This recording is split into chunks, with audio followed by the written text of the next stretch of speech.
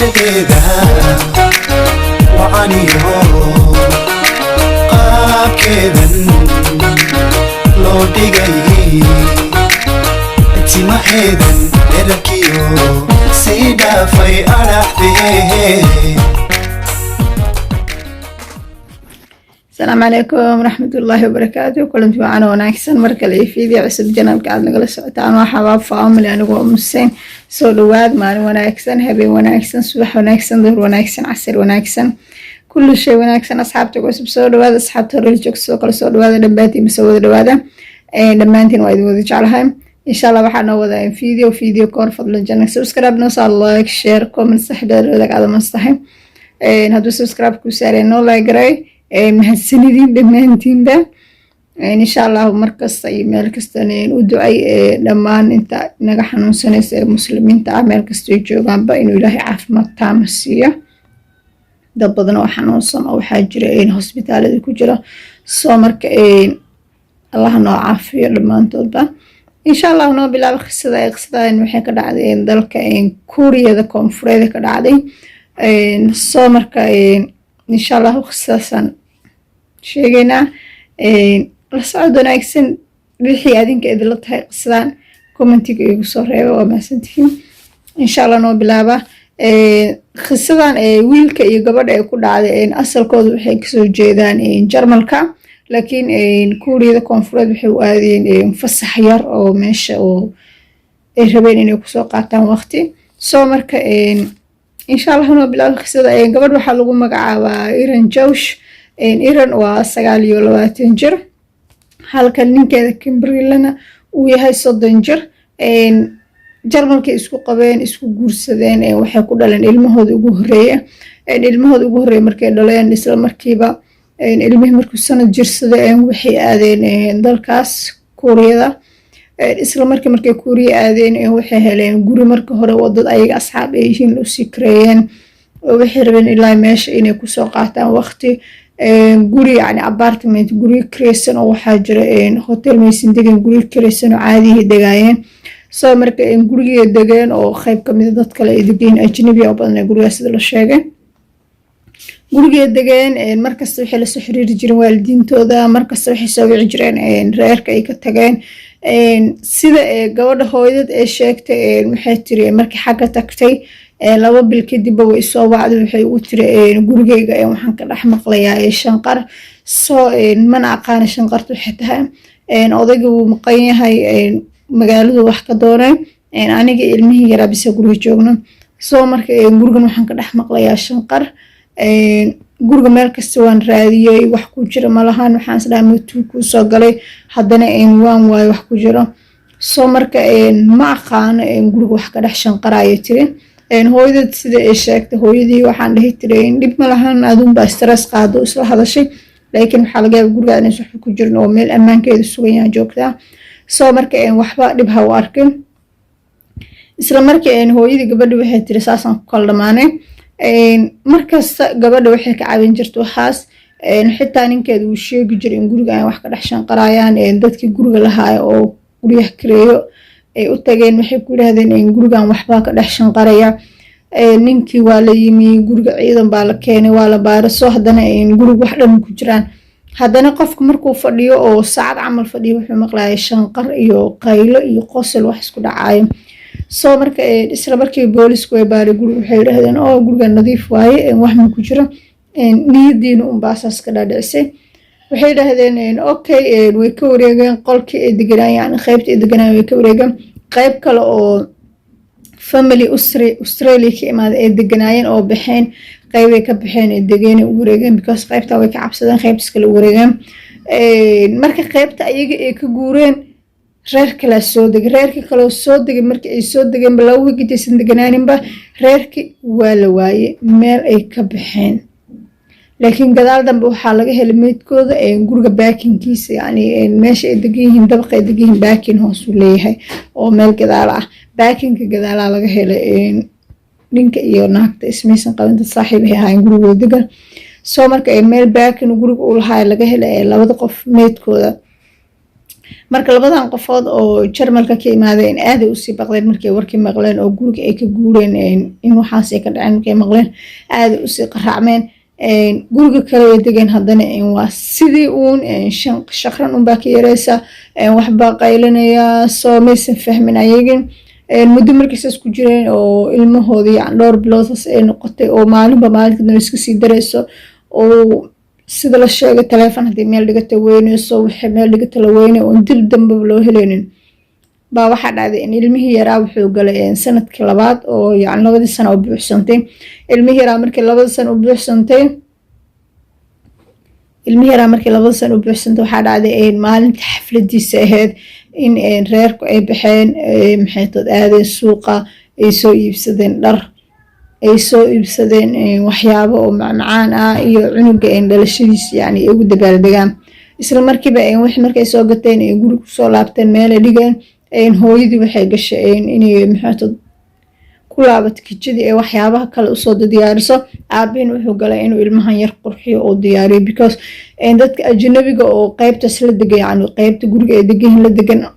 u imaanayn xafladda ay ku casuumeen yani cunuga dhalashadiisa ay ku marti qaadeen soo marka in cabitaanadii iyo wixii ina diyaariso waayo isla markiiba way diyaarisay wixii diyaaris gashay aabihii wuxuu aaday ilmihi yar inuu soo labiso asiga naftiisa soo labisto markii keegii waxaa la dhigay guriga meeshii soko oo taalay yani fadhigii la dhigay keegii ayagii jikadii iska aaday aabi waa kan ilmo diyaaris gale markay soo baxeen waxay waayeen keegii meeshii ka waayeenba wuxuu yiri adiga ma haysid sida la sheegay yani guriga kamerasiisa ku dhagan way wada hadleen sida la sheegay booliska sheegayo way waayeen keegii way raadiyeen keegii wax qaada waa la waayay yani guriga waa loo jeeda kaamirada keega in la qaado waa loo jeeda laakiin wax qaadana xitaa waa la dareemay kaamirada laga arki waayay isla markiiba waxaa dhacday in wax yar kadibba kaamiradii ay dantay oo kaamirada dhan hawada ka baxday markaasaan ugu dambeysay reerkaasi guriga dhex nuuxsanaa in la arko isla markiiba markii dadka ay yimaadeen oo because dad marti qaatay dadka ay marti qaateen markay yimaadeen gurigii la garaacay wax furay male taleefankii uu iska dhacay taleefan guduhu ka dhex dhacaa way cabsadeen ilaa ay 2 saacadood markii irida la garaaca wax furo la waayay waxaa la wacay booliska la wacay because haddii dadka gudaha ku jiro taleefankii qabilayn taleefkan gudaha ka dhacay way cabsadeen booliska yimid guriga la galay guriga markii la galay reerkii waa laga waayay because guriga xitaa dhaxdu ka xirnaay meel daaqad ah oo uu leeyahay guriga la jabiyay oo laga galay soo marka haddana waa la waayay reerkii waa la waayay guriga dhaxdu uga xirnaay oo suus ilmaha yar irdiisa furnay dhaxda ka xireen haddana reerkii guriga waa laga waayay haddana reerkii dhanba guriga waa laga waayay isla markii boolis waxay galeen baaritaano kaamirada la fiiriyay kaamirada kaliya waxaa laga arkay markay keega isweydiinayeen oo kijada aadayo keega raadinayeen ayadana ay raadinayso qolalka galayeen markaasna waa markii ugu dambeysay oo la arkay kadib kaamirada wax madowha ku aaday waana la waayay kadib dib dambe umaysan shaqeynin kaamirada taasi ku dantay baaritaana la galay wax kasta taleefanadooda la baaray taleefankii la helay taleefankii la baaray taleefanka markii la qabtay oo yani booliska ay qaadeen ay baareen farahooda faraanan ahayn oo la fahmin ku yaalo keegii wax yaraa laga helay oo saaran TV-ga agtiisa saaran keegaas la cunay oo wax yar ku soo harayna waxaa laga helay faro oo aan ahayn faraha yani reerkaas isqabo farahooda aan ahayn laga helay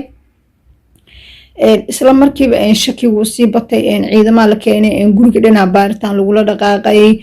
waa la baaray meel kasta oo guri kamid ah laga baaray waana jawaab loo waayay waxaa dhacday in 2 sano kadib markii weysmada reerka la waayay reerka idin sheego 2018 labaan hadda 2020 hadda dhamaaday waxaa la soo sheegay reerka qayb kamid agabkoodii laga helay isla baakinkii gadaale oo laga helay wiilkii iyo gabadhii hore oo singalka ahay lagu dilay baakinkii laga helay meedkoodii waxaa laga helay haddana qayb kamid a agabka ay wateen boorsadii gabadhii kabihii ilmaha yaraa koofiyadii odaygii waxyaabo fara badanaa laga helay waxaas markii la daba kacayna waa la waayay yani reerkaas dib dambe waa loo waayay soo marka